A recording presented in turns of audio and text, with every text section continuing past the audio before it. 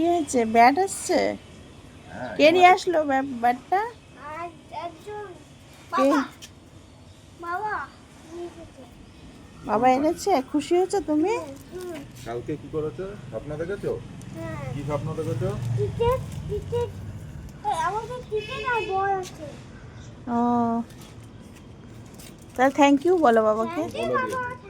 তো ভোর রাতে ছেলে স্বপ্ন দেখেছে যে ব্যাট বল দিয়ে খেলছে মাঠে। তা এখন আবার বাবাতে স্বপ্ন পূরণ করেছে, মাঠে যেতে হবে। ফাইনালি অনেক রাজি টাজি করিয়ে এখানেই একটু খেলার ব্যবস্থা করা হলো যাতে মনটা খারাপ না হয়।